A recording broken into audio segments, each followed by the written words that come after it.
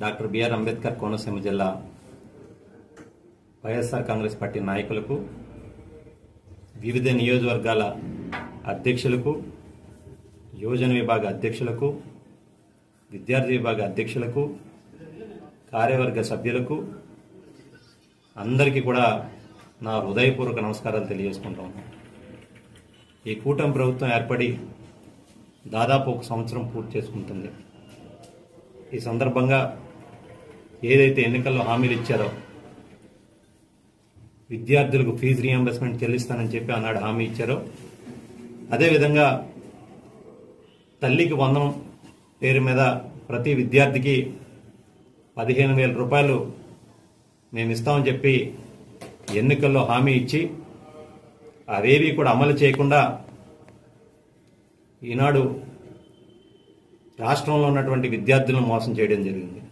అంతేకాకుండా ఒక పక్క ఈ రాష్ట్రంలో ఉన్నటువంటి నిరుద్యోగ యువతను ఎన్నికల్లో 20 లక్షల ఉద్యోగాలను కల్పిస్తానని చెప్పి, లేదా నిరుద్యోగ భృతి కింద 3,000 రూపాయలు ప్రతి నెల ఇస్తానని చెప్పి ఆనాడు హామీ ఇచ్చారో, దాన్ని కూడా అమలు చేయకుండా ఈ సంవత్సర కాలంగా కాలయాపన చేస్తూ ఈ కూటమి ప్రభుత్వం చేస్తున్న పాలనకు నిరసనగా ఈ రాష్ట్రంలో ఉన్నటువంటి విద్యార్థులకు, యువతకు అండగా నిలవాలనే ఉద్దేశంతో మన పార్టీ అధ్యక్షులు వైఎస్ జగన్మోహన్ రెడ్డి గారు నిరసన కార్యక్రమానికి పిలుపునివ్వడం జరిగింది.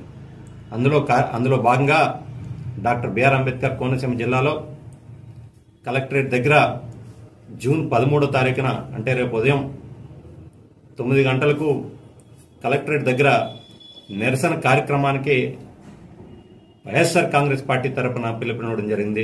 కావున ఈ జిల్లాలో ఉన్నటువంటి నాయకులు కానీ, కార్యకర్తలు కానీ, యోజన విభాగ అధ్యక్షులు కానీ, విద్యార్థి విభాగ అధ్యక్షులు కానీ, కార్యవర్గ సభ్యులు, విద్యార్థులు, నిరుద్యోగ యువత అందరూ కూడా ఈ కార్యక్రమానికి పాల్గొని, ఈ నిరసన కార్యక్రమంలో పాల్గొని ఈ కార్యక్రమాన్ని జయప్రదం చేయాల్సిందిగా మీ అందరినీ కూడా కోరుకుంటా ఉన్నాను.